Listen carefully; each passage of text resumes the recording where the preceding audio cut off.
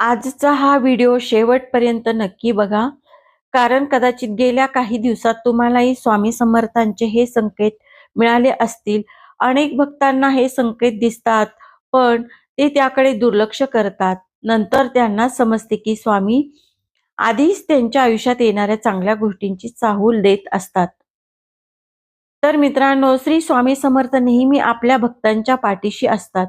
ते प्रत्येकाशी प्रत्यक्ष बोलत नाहीत, पण काही संकेताद्वारे आपली उपस्थिती जाणून देतात. तर आज आपण जाणून घेणार आहोत गुरुवारी दिसणारे असे 3 संकेत जे स्वामींच्या कृपेचे चिन्ह मानले जातात.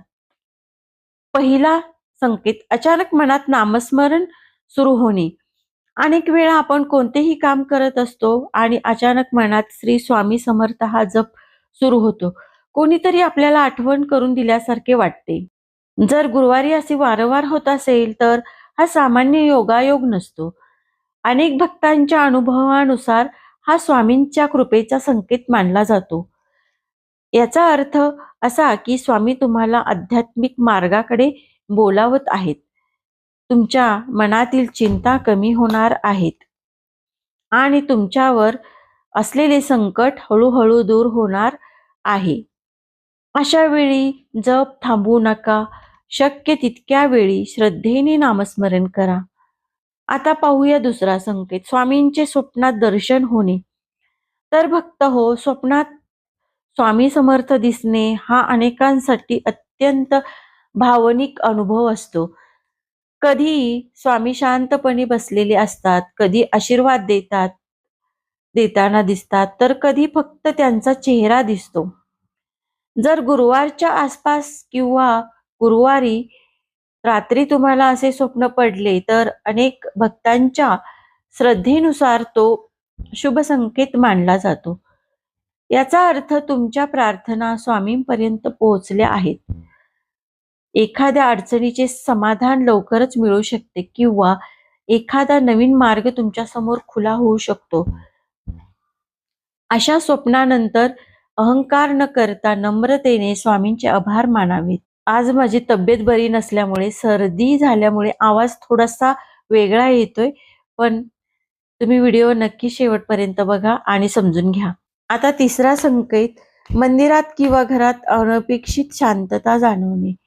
कधी कधी आपण खूप तणावात असतो, मन अस्वस्थ असते, परंतु गुरुवारी स्वामींच्या फोटो समोर बसल्यावर किंवा मंदिरात गेल्यावर अचानक मन शांत होते.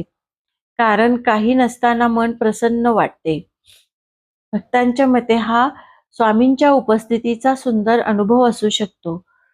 जेव्हा मनातील भीती कमी होते, नकारात्मक विचार दूर होतात आणि आशेचा किरण दिसू लागतो, तेव्हा समजावे की स्वामींची कृपा आपल्यावर आहे. तर मित्रांनो, हे संकेत दिसले म्हणजे लगेचच चमत्कार घडेल असे अजिबात नाही, पण हे संकेत आपल्या श्रद्धेला बळ नक्कीच देतात. स्वामी नेहमी सांगतात, भिवू नकोस, मी तुझ्या पाठीशी आहे. आपण संकटात असलो, आर्थिक अडचणीत असलो किंवा मानसिक त्रासात असलो तरी स्वामींवर विश्वास ठेवणे हेच सर्वात मोठे साधन आहे.